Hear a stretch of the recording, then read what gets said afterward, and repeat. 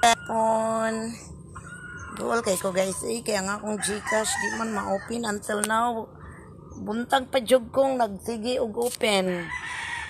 Ako namang gi-data ni pag-follow na ko ang yang setting diha nga. Yang giingon instruction nga. I-mobile data, i-data, then i-wifi, then i-wifi, then i-data. Marag yapon guys. Until now wala pa.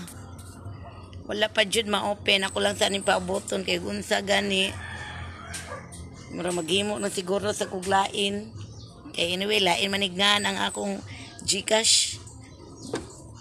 Laingan akong Gcash kay kani akong Gcash nganong laingan kay gihak man ta good ni good nya wa madayon og hack kay nangayo og OTP or email ad.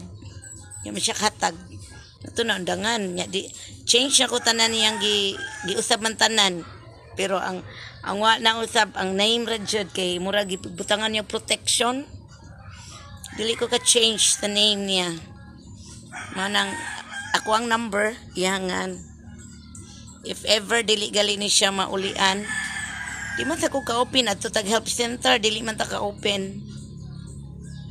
Buta sa pamungita ani, try niya ko sa help center sa iyang setting. Unta malay lang gina mabalik. Pero okay raman sa dugmay nani pod kay kanang ma-withdraw naman gyapon ako kay naman ko ATM just in case na isud akong Gcash. Pero akong gi-withdraw akong Gcash sa pagkakaroon. Kay ako man gi-try ko maka-withdraw ba gyapon ko bisag dili niya ko ma-open. Maka-withdraw man gyapon. Ako lang kagulaan kay mga transaction sa Gcash ba. Dili na ko ka-open.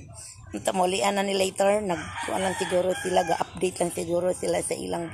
Pero may bungka kayang uban naaman naka-open man sila. Umbot lang ano ni ay nabuang na ni. Nora gid na kay bawa na sige guys mayat maura to buyers unta ma-open na ni malo ilang Ginoo amen.